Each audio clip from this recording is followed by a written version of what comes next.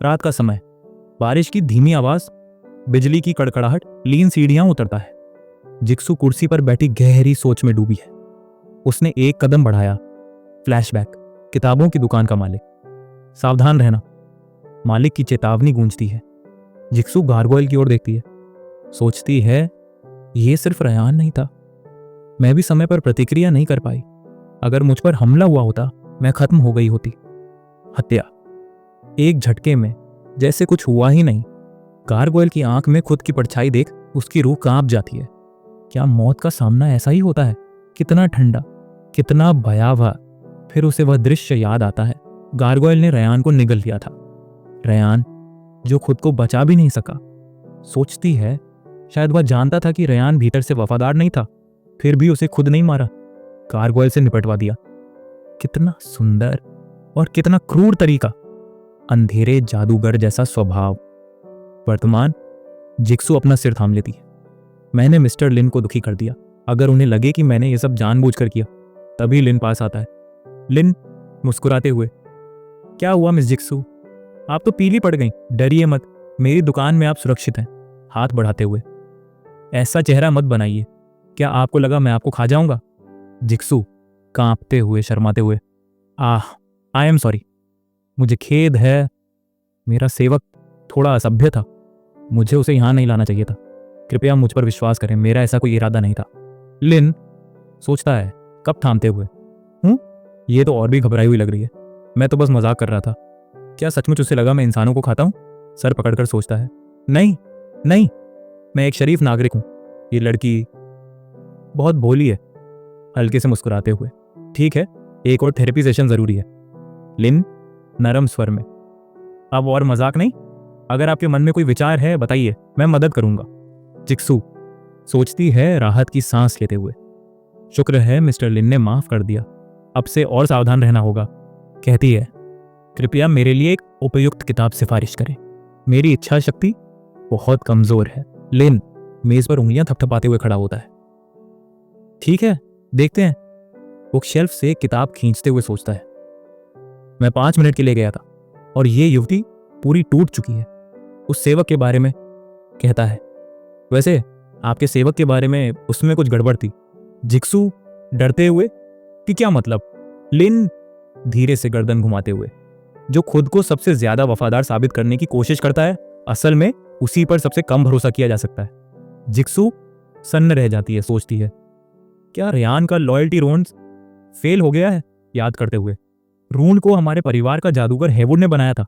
अगर वह टूटा है तो इसका मतलब हेवुड ने हमें धोखा दिया। जिक्सू उदास होकर बड़बड़ाती है, अब मैं किस पर भरोसा करूं?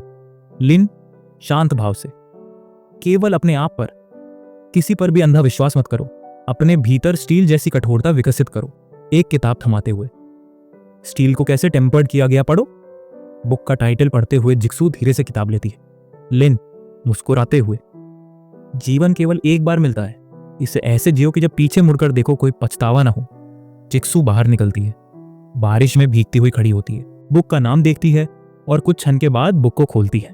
बुक को खोलते ही एहसास होता है, बारिश की बूंदें अब उसे स्टील जैसी कठोर लगने लगती हैं। ऊपर देखती है, बूंदें एक विशाल आंख में बदल गई हैं। आंख उसे घूरती है। भारी प्रेशर से जिक्सू का शरीर कांपता है। हाथ देखते हुए सोचती है, एक अदम्य इच्छा शक्ति आत्मा की ताकत को बदल सकती है। फ्लैश, गार्गोयल, काली आंखें, काले निशान, भूखे जिक्सू हौले से, हेवुड का रून नष्ट हो चुका है। रयान का चेहरा काली ऊर्जा में बंधा। जिक्सू दर्द से कराती है। नाक से खून बहता है, पर फिर मुस्कुराती है। तो ये है असली ताकत। अब सामान्य वातावरण। जिक्सू सोचती है मजबूत होते हुए, अब मैं पैनिक रैंक से ऊपर जा सकती हूँ। किताब को बैग में रखती है, शर्माते हुए, खुशी से। यह अतिशय संतुष्टि बिल्कुल भी बुरी नहीं है। पीछे देखती है, मिस्टर लिन ने मुझे नया जीवन दिया है। सोचती है, अब से मैं उनकी इच्छाओं और आदेशों के प्रति पूरी तरह समर्पित रहूंगी। नाक से खून पोंछते हुए सोचती है, मेरा शरीर, मेरी आत्मा, सब कुछ अब उनका है। बुक स्टोर के भीतर लिन किताबें सजा रहा है। गेट के शीशे से जिक्सू को बारिश में भीगते देखता है। लिन सोचता है, वह अभी भी बाहर क्यों खड़ी है? नाक से खून, क्या यह लड़की वाकई विकृत है? खुद को झटकते हुए, नहीं नहीं, ऐसा सोचना अशिष्टता है। वह एक कुलीन महिला है। मुस्कुराते हुए, मुझे नए ग्राहकों के बारे में सोचना चाहिए। Scene cut. बुक स्टोर के सामने tower of secret rights intelligence department का डायरेक्टर आता है। पूरा शरीर एक रहस्यमयी आभा में लिपटा हुआ, हाथ में एक गुप्त रिपोर्ट लिए बाहर 23वीं स्ट्रीट पर।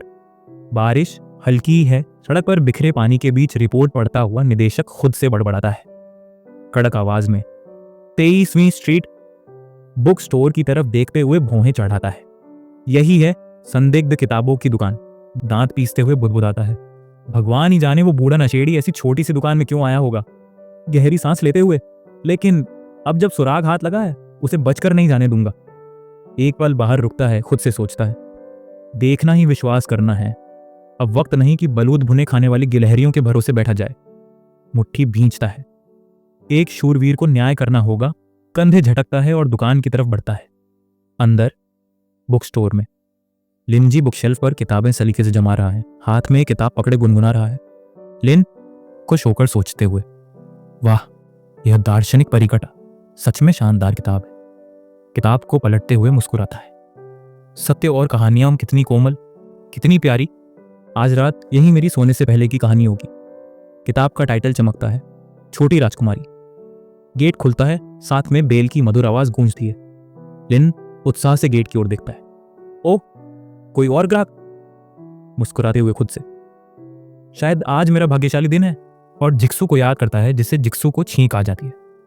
गेट के पास निदेशक प्रवेश करता है। गंभीर चेहरा, निगाहें नुकीली, पूरे स्टोर को स्कैन करता हुआ। लिन थोड़ा असहज होकर सोचते हुए, यह नया ग्राहक है, लेकिन कुछ अजीब है इसमें। मुस्कुराहट बनाए रखते हुए सामने आता है। औपचारिक अंदाज में, आपका स्वागत है, बताइए क्या आप पढ़ने, उधार लेने या खरीदने आए हैं।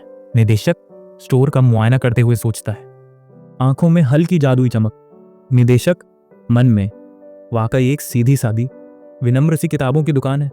हर कोना गौर से देखते हुए, इस युवक से लेकर दीवारों तक ईथर का कोई निशान नहीं। हल्के से मुस्कुराता है। ऐसे में उस बूढ़े पागल के बारे में पूछताछ कर समय बर्बाद करना मूर्खता होगी। गारगोयल के सामने रुकता है, अपनी ऑरा को निकालते हुए, लेकिन यह गारगोयल यह अकेला अपवाद है। बुक स्टोर के अंदर माहौल थोड़ा भारी। निदेशक चारों तरफ बारीकी से नजर डालते हुए गहरी सोच में डूबा हुआ है। निदेशक मन में सोचते हुए, भौहें सिकोड़ते हुए, वो बूढ़ा आदमी कभी भी यूं ही कोई उपहार नहीं भेजेगा, इसके पीछे जरूर कोई गहरा मतलब है। फिर ठंडी आवाज में बोलता है, आंखों में हल्की कठोरता, निदेशक, तुम इस किताबों की दुकान के मालिक हो।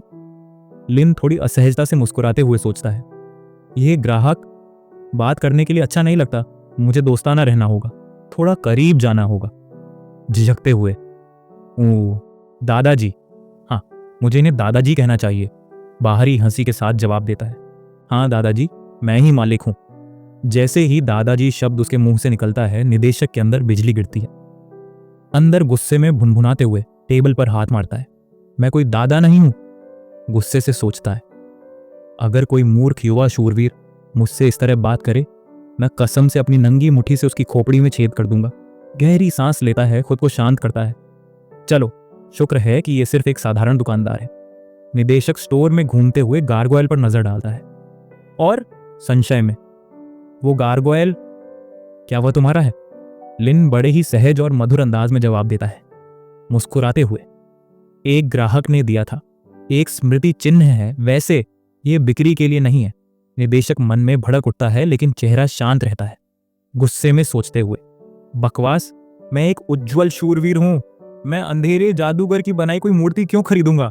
फिर खुद को नियंत्रित करते हुए सोचता है, संयमित होकर, कम से कम मैंने इसे आते ही टुकड़े नहीं कर दिए, यही काफी है। निदेशक सीधा मुद्दे पर आता है, फ्रैंक वाइल्ड, वह तुम्हारा ग्राहक था, है ना? लिन चौकन्ना होकर सतर्क हो जाता है, पर चेहरे पर मुस्कान बनाए रखता है, सोचते हुए, क्या ये दादाजी बूढ़े विली को जानते हैं? इनका रवैया तो कुछ अजीब है, क्या वे दुश्मन हो सकते हैं? निदेशक गहरी सोच में डूब जाता है। मन में, रुको, कुछ गड़बड़ है। वो बूढ़ा चूहा इतनी आसानी से अपना असली नाम क्यों बताएगा? गारगोयल की ओर देखते हुए, एक सामान्य युवक को भी इस सर का गारगोयल देना हुए सोचता है। शुरुआत में लगा था ये अंधेरे जादूगरों की कोई चौकी है, लेकिन यह युवक तो एकदम साधारण है। लिन उसे चुपचाप देख रहा है, भीतर ही भीतर स्थिति को आंकते हुए, हम कुछ गड़बड़ है। लोगों को पहचानने का मेरा पुराना अनुभव कहता है, भले ही ये दादाजी आक्रामक हैं पर बुरे नहीं लगते। निदेशक अब भी सोचते हुए बड़बड़ा रहा है मन में, शायद वे इसका इस्तेमाल एक कोड के तौर पर करते हैं। यह दुकान महज संदेशों के आदान प्रदान की जगह है। लिन भी नजरें गड़ाए सोच रहा है मन में, ओल्ड विली जैसे निसंदेह मासूम व्यक्ति के लिए किसी का द्वेष रखना असंभव है। तो फिर जैसा कि शर्लक होम्स ने कहा था, जब आप असंभव को हटा देते हैं तो जो कुछ भी बचता है, चाहे वह कितना भी अविश्वसनीय लगे, वही सच्चाई होती है। अचानक निर्णय लेते हुए उलिन धीरे से पूछता है, नरमी से, क्या आप श्रीमान वाइल्ड के मित्र हैं? निदेशक अंदर से गुस्से में सुलगता है लेकिन चेहरा ठंडा बनाए रखता है, मन में तिरस्कार से सोचते हुए, मित्र? उस कंकड़ के साथ दोस्ती? फिर आवाज में कृत्रिम नरमी लाते हुए बोलता है और शांत स्वर में, हाँ, हम पुराने परिचित हैं। कह सकते हैं कि हम सच्चे दोस्त हैं। 2 साल पहले हमारे बीच थोड़ी अनबन हो गई थी। वो बिना अलविदा कहे ही चला गया। तब से उसकी कोई खबर नहीं मिली। मैं अक्सर गुस्से में उसे सोचते हुए खुद ही बड़बड़ाता, अगर वो बूढ़ा रेत का थैला फिर मिल जाए तो मैं सच में उसका सिर उखाड़ दूंगा और उसके अंगों का चूर्ण बना दूंगा। फिर हंसते हुए सोचता, खैर 2 साल पहले भी तो यही किया था, पर जाने कैसे वो बूढ़ा कीड़ा फिर भी बच निकला। कितनी अफसोस की बात है। लिन ये सब सुनते हुए थोड़ा भावुक हो गया। आंखें पोंछते हुए मन ही मन सोचा, वाह, इन दोनों बूढ़े लोगों के बीच इतनी गहरी भावनाएं, ये तो वाकई दिल छू लेने वाला है। फिर मुस्कुराते हुए बोला, तो ये बात है। कोई आश्चर्य नहीं कि आप उसे तुरंत पहचान गए। क्या अद्भुत दोस्ती है। सच कहूं तो मुझे तो ईर्ष्या हो रही है। मुझे यकीन है मिस्टर वाइल्ड को अगर पता चले कि आप अब भी उनकी तलाश कर रहे हैं तो वो जरूर भावुक हो जाएंगे। निदेशक ने एक लंबी सांस ली और कहा, काश वो जान पाता कि मैं उसे इतने सालों से ढूंढ रहा हूं। पता नहीं उसने यहां कोई सुराग छोड़ा है या नहीं। काश मैं उससे खुद मिल पाता। लिन ने चाय कप में डालते हुए जवाब दिया, काश मैं आपकी मदद कर पाता, लेकिन दुर्भाग्य से मेरे पास उसका कोई पता नहीं है। हाँ, कुछ दिन पहले वो एक किताब उधार लेने जरूर आया था। शायद उसे फिर से आने में थोड़ा वक्त लगे। जब वो आएगा मैं उसे जरूर बता दूंगा। फिर हल्की मुस्कान के साथ कहा, तब तक क्यों ना आप थोड़ा आराम कर लें, या फिर कोई किताब पढ़ने का मन है? निदेशक ने भौहें चढ़ा ली और नाराजगी से कहा, आराम? क्या मैं तुम्हें इतना आलसी दिखता हूं? निदेशक सोच रहा था, क्योंकि एक प्राणी हूं, फिर भी ये इंसान मुझसे इतनी सहजता से बात कर रहा है। दिलचस्प आदमी है। जब से मैं एक उज्जवल शूरवीर बनाऊं तब से किसी ने इतनी बेफिक्री से मुझसे बात करने की हिम्मत नहीं की थी। हर कोई बस गुड डे सर, यानी खाना खाया सर, कहकर निपट जाता है। खैर छोड़ो, शायद थोड़ा रुकना बुरा नहीं होगा। कुर्सी पीछे खींचकर बैठते हुए उसने कहा, बुजुर्गों को कम मत समझो, मैं बस कुछ पल खड़ा था, थका नहीं हूं। अगर तुम चाहते हो कि मैं बैठकर चाय पीऊं तो ठीक है, लेकिन किताबों की जरूरत नहीं, मुझे पढ़ना पसंद नहीं है और पैसे भी नहीं है। लिन मुस्कुराते हुए सोचने लगा, ओह प्यारे जिक्सू, वो अब मेरे सामने खुल रहा है, थोड़ी घमंडी अदा के साथ। चाय का कप बढ़ाते हुए बोला, मेरे स्टोर की किताबें पढ़ने के लिए कोई पैसा नहीं देना पड़ता, बशर्ते तुम पीछे वाली किताबें पढ़ रहे हो। लो चाय पियो और खुद को थोड़ा गर्म करो। निदेशक ने सिर पकड़ते हुए कहा, किताबों की कोई जरूरत नहीं है, मैं थोड़ी देर में निकल जाऊंगा। फिर मन ही मन सोचा, उफ, ये सिर दर्द फिर से शुरू हो गया। हर बार की तरह फिर से निदेशक की नजर टेबल पर रखी एक किताब पर पड़ी। किताब के चारों ओर एक हल्की काली आभा घूम रही थी। दांत पीसते हुए उसने मन में बड़बड़ाया, हो, रसातल का बेटा। लिन ने मुस्कुराते हुए कहा, मैं एक बहुत ही सुकून देने वाली परी कथा पढ़ रहा था, कर्म और उपचारात्मक, सोने से पहले पढ़ने के लिए बिल्कुल सही, चाहोगे आजमाना? निदेशक ने चाय का घूंट लेते हुए मुंह बनाया, परी कथाएं कितनी बचकानी और हास्यास्पद। नौजवान, अब तुम बच्चे नहीं रहे, अब भी ऐसी किताबें पढ़ते हो? लिन ने सांस छोड़ते हुए सोचा, मुझे उनका व्याख्यान देने का तरीका पसंद नहीं है, लेकिन मैं युवा हूं या नहीं? खैर, ये एक शर्म की बात है। फिर किताब उसकी ओर बढ़ाते हुए बोला, यह सबसे अच्छी परी कथा है जो मैंने कभी पढ़ी है। नियोजन में इसकी एकमात्र प्रति बची है। निदेशक एकदम चौंक गया। उसने गुस्से में उंगली उठाई और बोला, आप इस पुस्तक के बारे में बात कर रहे हैं, परी कथाएं? क्या आप निश्चित हैं? लिन ने मासूम सा चेहरा बनाते हुए जवाब दिया। निसंदेह यह एक पूर्णतः क्लासिक है, इसमें क्या गलत है? उसके हाथ में किताब थी, द लिटिल प्रिंसेस। निदेशक ने गहरी नजरों से किताब को घूरा, मन में सोचने लगा, यह बहुत बड़ी समस्या है। सन ऑफ द एबिस को परी कथा कहा जा रहा है। क्या यह सपनों के जानवरों के लिए कोई परी कथा है? अविश्वसनीय, धिक्कार है। मैं तो हैरान हूं, हाथ बढ़ाते हुए बोला। मुझे एक नजर देखने दो। फिर थोड़ा बच्चे जैसी हरकत करते हुए मुंह दूसरी ओर फेर कर बड़बड़ाया। मुझे एक नजर देखने दो, गलतफहमी मत पालो, ठीक है? ऐसा नहीं है कि मुझे आपकी अजीब परी कथा में कोई दिलचस्पी है, बस आप इतनी तारीफ कर रहे थे तो देखना चाहता हूं। लिन ने हंसते हुए सोचा, ये दादाजी सच में लू शुन सही कहते थे। जितना कोई बाहर से भयंकर दिखता है उतना ही अंदर से कोमल, लगभग एक लड़की की तरह। किताब उसके हाथ में देते हुए बोला, लो, इस परी कथा से मंत्रमुग्ध हो जाओ। जैसे ही निदेशक ने किताब को छुआ, उसे एक झटका लगा, चेहरा सख्त हो गया। मन ही मन चौंकते हुए सोचा, क्या ये जाना पहचाना चुभने वाला दर्द, ये अचानक चक्कर आना? उसकी नजर धुंधलाई, सामने देखा, यह कैंडेला है, यह किसी चीज से प्रतिध्वनित हो रहा है। अचानक उसे एहसास हुआ, सपनों वाली तलवार मेरे सीने में घुस गई है। वह जोर से चीखा, बुक स्टोर की दीवारें उसकी चीख से गूंज उठी। पीछे गिरते हुए उसने धुंधली नजर से सोचा, लेकिन अब क्यों? रुको, लिन ने कहा था बिस्तर पर जाने से पहले। क्या उसका यही मतलब था? दृष्टि धुंधली हो रही थी। लड़खड़ाती नजरों से लिन को देखा। आखिरी विचार, नहीं, मेरा शरीर। और आंखें बंद हो गईं। लिन उसे गिरते देख चौंक गया, भागते हुए बोला, अरे क्या हो गया दादाजी, क्या आप ठीक हैं? तेजी से उसके पास पहुंचते हुए मन में सोचा, क्या हो रहा है?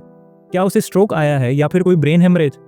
उसकी सांस चक्की, फिर थोड़ा शांत हुआ, सोचते हुए, स्थिर श्वास, मजबूत दिल की धड़कन, लगता है वह बस सो रहा है। निदेशक को सोते देख हल्की मुस्कान के साथ बोला, उसकी नब्ज मुझ जैसे युवक से भी ज्यादा मजबूत है। आप बहुत प्रभावशाली हैं दादाजी। खड़ा होकर सोचा, लेकिन वो अचानक बेहोश क्यों हो गया? क्या इसका मेरी किताब से कोई लेना देना है? माथे पर हाथ रखते हुए हल्की घबराहट के साथ बड़बड़ाया, आखिर ऐसा कैसे हो सकता है कि कोई व्यक्ति छोटी राजकुमारी को देखते ही बेहोश हो जाए? सांस छोड़ते हुए खुद से कहा, ओह अच्छा, जब से वह मेरी दुकान में बेहोश हुआ है, मुझे उसे आराम करने देना चाहिए। फिर हल्की चिंता से जोड़ते हुए कहा, जब वह जागेगा तब मैं उससे पूछूंगा कि असल में क्या हुआ था। लिन उसे उठाने की कोशिश करता है, लेकिन वो उसे हिला ही नहीं पाता। अपनी पूरी ताकत लगा देने के बाद भी उठा नहीं पाता। लिन थककर घुटनों के बल गिर जाता है, लंबी लंबी सांसें लेते हुए बड़बड़ाता है, हांफते हुए, मुझे पता था वो भारी होगा, लेकिन ये नहीं सोचा था कि इतना भारी होगा। वो नीचे बैठते हुए उसे देखता है और मन ही मन सोचता है, ये तो पूरा भूरे भालू जैसा है, शरीर पर जैसे लोहे की मांसपेशियां उगाई हों। अपमानजनक है ये। फर्श पर बैठा वो फिर बड़बड़ाता है, काश काश ये भी बूढ़े विली जैसा पतला होता, कम से कम उठाने में इतनी जान तो ना लगानी पड़ती। वो आसपास देखता है और उदास होकर सोचता है, काश कुछ और ग्राहक भी होते मदद करने के लिए, पर इस मौसम में कौन आएगा? वो हाथ जोड़कर हवा में माफी मांगता है, छोड़ो, माफ कर दो मुझे, तालियां बजाओ या गालियां दो, मैंने तो बस हालात के चलते ये सब किया है। फिर हिम्मत जुटाकर वह निदेशक के कोट को पकड़ता है और उसे घसीटने लगता है। दरवाजे पर खड़ी काली बिल्ली चुपचाप ये सब देख रही होती है। लिन धीरे धीरे उसे एक बेंच तक खींच लाता है, लेकिन तभी उसकी नजर पड़ती है। लिन हैरानी से सोचता है, एक मैकेनिकल हाथ। वह उसे और ध्यान से देखने लगता है, सोचते हुए, क्या दादाजी भी बूढ़े विली की तरह विकलांग है? वह निदेशक के पास खड़ा होकर उसे गौर से देखता है, गहरी सोच में। सामान्य लोग तो इस तरह का जटिल यांत्रिक हाथ नहीं बनवा सकते, और फिर इनके शरीर से जो ताकत और आभा झलक रही है। थोड़ा मुस्कुराते हुए सोचता है, हो सकता है ये कोई सेवानिवृत्त सैनिक हो। पुरानी यादों में खोते हुए सोचता है, धीरे से मुस्कुराते हुए। सही है, ये बिल्कुल वैसे ही हैं जैसे वो अनुभवी अधिकारी जिनसे मैं एक बार मिला था। लिन निदेशक को गहरी नींद में सोता हुआ देखता है, सोच में डूबा, सोचते हुए, इन दोनों में एक स्वाभाविक कठोरता है और एक अखंडता की जबरदस्त भावना। निदेशक के थके हुए चेहरे को दिखता है। धीरे से उसके चेहरे पर क्रूरता और थकान के निशान हैं, जैसे किसी भीषण युद्ध के बाद का पीटीएसडी। उसके मैकेनिकल हाथ पर नजर टिकती है, मन में सोचते हुए, और ये खोया हुआ दाहिना हाथ युद्ध की कोई शानदार मगर दर्दनाक याद होगी। थोड़ा मुस्कुराते हुए सोचता है, ऐसे बुजुर्ग लोग अक्सर सबसे ज्यादा जिद्दी होते हैं। अब समझ आया कि वो इतना घमंडी क्यों था। खिड़की से बाहर बरसात को देखते हुए सोचता है। लिन गहरी सोच में, जहां तक मुझे पता है यांत्रिक जोड़ों के धातु कनेक्शन नमी में शॉर्ट सर्किट का शिकार हो सकते हैं। शायद इसीलिए ये दादाजी बेहोश हो गए। अगर हल्का सा भी करंट रिसाव हुआ हो तो उसकी नसों पर असर पड़ा होगा। निदेशक के पास जाकर सोचता है, तो फिर मुझे अचानक ऐसा क्यों लग रहा है कि मैं कुछ अजीब कर रहा हूं। कल्पना में एक डरावनी छवि उभरती है। लिन इमेजिन करते हुए, जैसे कोई रात का कसक बारिश भरी उदास रात में किसी को मारकर लाश को घसीटता हुआ स्टोर में ला रहा हो, अपने ख्याल को झटकते हुए, हड़बड़ाते हुए। नहीं नहीं नहीं, मेरी कल्पना कुछ ज्यादा ही दौड़ रही है। कोई ऐसा कैसे सोच सकता है। हल्के से मुस्कुराता है, मन में दृढ़ता से। मैं लिन जी एक अच्छा और सभ्य नागरिक हूं, मैं धर्मी हूं, छाया से नहीं डरता। लेकिन तभी उसकी नजर उस बिल्ली पर पड़ती है जो चुपचाप उसे देख रही थी। पसीने की बूंदें गिरने लगती हैं। निदेशक के हाथ में फंसी किताब पर नजर जाती है।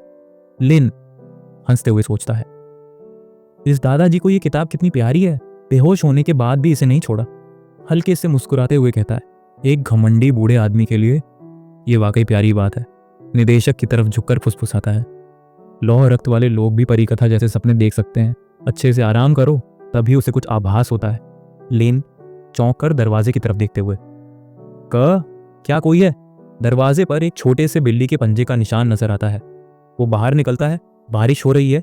एक भीगी बिल्ली म्याऊ करती हुई भागती है। लेन हंसकर, बस एक बिल्ली, हाथ हिलाकर उसे पुकारता है, बाहर खतरा है, सावधान रहो, जल्दी से घर जाओ। बिल्ली बारिश में भागते हुए सोचती है, घबराहट में, ऐसा कैसे हो सकता है। भागते भागते पीछे मुड़कर देखती है, फिर फुसफुसाती है, बिल्ली आकार बदलने वाला मंत्र सक्रिय करो। और अगले ही पल वह बिल्ली एक इंसान में बदल जाती है। वह इंसान अपने चेहरे को हाथों से ढककर फूट फूट कर रोने लगता है। ग्रेग मॉरिसन रोते हुए, क्यों, अंत ऐसा क्यों हुआ। यादों में खो जाता है। ग्रेग याद करते हुए, मैं टॉवर ऑफ सीक्रेट राइट्स का एक खुफिया अन्वेषक, मैंने निदेशक जोसेफ की महानता के बारे में सुना था। मैं उनका सबसे बड़ा प्रशंसक था। उन्हें करीब से देखने के लिए मैंने टॉवर के खुफिया विभाग में भर्ती होने की कोशिश की। थोड़ा हंसते हुए, थोड़ा दुखी होकर, दीप्तिमान शूरवीर जोसेफ और अंधकारमय जादूगर वर्ल्ड के बीच के इतिहास के बारे में मैं सब जानता हूं। फिर उदासी से सोचता है, अपने आदर्श के लिए मैंने चुपके से लॉर्ड जोसेफ का पीछा किया था, किताबों की दुकान तक, और तब मुझे बिल्कुल भी अंदाजा नहीं था कि सीन फ्लैशबैक, किताबों की दुकान के बाहर बारिश की हल्की फुहारें, काली बिल्ली भीगी हुई सड़क पर बैठी है, सोचती हुई हल्की उदासी में, धीमे स्वर में, मुझे कोई जादुई प्रतिक्रिया महसूस नहीं हो रही। ये तो बस एक साधारण सी किताबों की दुकान लग रही है। फिर उसकी आंखों में हल्की चमक आती है। बिल्ली चुलबुलेपन से, कोई बात नहीं, मैं बाद में लॉर्ड जोसेफ से ऑटोग्राफ लेने की कोशिश करूंगी। समय बीतता है। 10 मिनट का वेटिंग शॉट। बारिश की बूंदें छज्जे से टपकती हैं। बिल्ली उत्सुकता से दरवाजे से झांकती हुई, उफ उफ, इतना समय क्यों लग रहा है, चलो एक नजर तो डालते हैं। थोड़ी झेपती हुई, वैसे भी मैं ये सब उसके आकर्षक चेहरे को देखने के लिए नहीं कर रही हूं, बिल्कुल भी नहीं। दरवाजे के भीतर झांकती है। अंदर लॉर्ड जोसेफ हंसते हुए बातें कर रहे हैं। अचानक लड़खड़ाते हैं और बेहोश होकर गिर पड़ते हैं। बिल्ली आंखें फैलाते हुए भीतर ही भीतर कांपती हुई। लॉर्ड जोसेफ, जो अभी तक हंस रहे थे, अचानक बेहोश हो गए। उसकी नजर तेजी से अंदर खड़े युवक पर जाती है, लिन पर। बिल्ली हैरानी से, वो युवक कौन है, क्या उसने कोई दुष्ट जादू चलाया था। कट टू लिन की ठंडी डरावनी मुस्कान। उसकी आवाज धीमे लेकिन भारी गूंजती है, धीमे स्वर में, जैसे मौत का फरमान पड़ रहा हो। यहां तक कि लौह रक्त वाले लोगों के भी परिकठा जैसे सपने होते हैं। अच्छी तरह से आराम करें। बिल्ली का पूरा शरीर सिहर उठता है। उसकी आंखें डर से फैल जाती हैं। सोचती है गहरी दहशत में, क्या वह चाहता है कि पवित्र ज्वाला का महान अपराजेय शूरवीर अनंत निद्रा में सो जाए। नहीं, नहीं, वह सफल हो चुका है, लॉर्ड जोसेफ। हवा में एक भारीपन घुल जाता है। बिल्ली को एहसास होता है कि खतरा कितना असली है। उसकी पूंछ फड़फड़ाती है। वह पलटती है। बिल्ली तेजी से भागती हुई खुद से बड़बड़ाते हुए, अरे यार, मुझे पता चल गया है, भागो, मुझे यहां से भागना होगा। उसके मुकाबले में मैं अभी कुछ भी नहीं हूं। वह बहुत डरावना है। उसने मुझे धमकी दी है। सीन फेड आउट, वर्तमान में वापसी।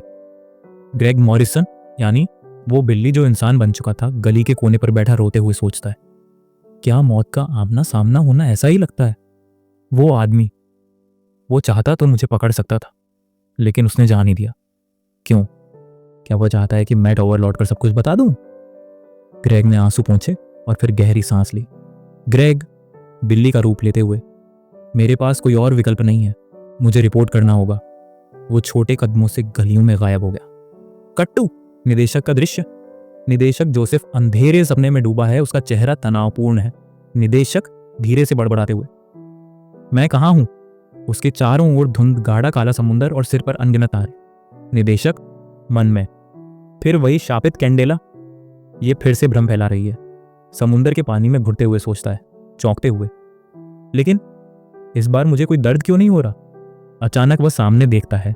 गाढ़ी लाल काली ऊर्जा की एक धार उसके सामने बह रही है। निदेशक सख्त होकर सोचता है, यदि आप किसी अथाह गहराई में काफी देर तक देखते रहें तो वह भी आपको देखेगी और तब वो आपको पहचान लेगी। वो देखता है, वह ऊर्जा उसी किताब से निकल रही है जो उसके सीने पर रखी थी। ऊर्जा उसके चारों ओर लहराने लगती है, धीरे धीरे उसे लपेटते हुए। निदेशक धीरे से फुसफुसाते हुए, यह वही है, परिकथा का पाठ। अचानक किताब के सभी शब्द उसकी चेतना में प्रवेश करने लगते हैं। निदेशक दर्द से चीखते हुए, रुको, रुको, नहीं। वो अपना सिर पकड़ लेता है, चेहरा पीड़ा से तना हुआ। तभी उसे अपने पीछे कुछ महसूस होता है, एक भारी तलवार की उपस्थिति। किताब से निकली ऊर्जा तलवार से हुआ कैंडेला का अभिशाप को काट रही है। पीछे एक सुनहरी बालों वाली लड़की खड़ी है, चमचमाती आर्मर में, तलवार हाथ में। निदेशक चौंक कर सोचता है, तो यह भी परिकथा का हिस्सा है? लड़की के चेहरे पर हल्की मुस्कान है। वो चुपचाप खड़ी उसे देख रही है। निदेशक थोड़ा करुणा से सोचता है, मैं सही था, परिकथाएं सिर्फ बच्चों के लिए नहीं होती। तभी अचानक निदेशक की आंखें वास्तविकता में खुलती हैं। वो गहरी सांस लेते हुए उठ बैठता है। उसके हाथों में अब भी वही किताब है। कोई घटना घटी ही नहीं। लिन जी पास में खड़ा है, मुस्कुराते हुए, आराम से कहते हुए, ओह, आप जाग रहे हैं दादाजी? निदेशक थकी हुई मुस्कान के साथ जवाब देता है, शांत स्वर में, धन्यवाद युवक।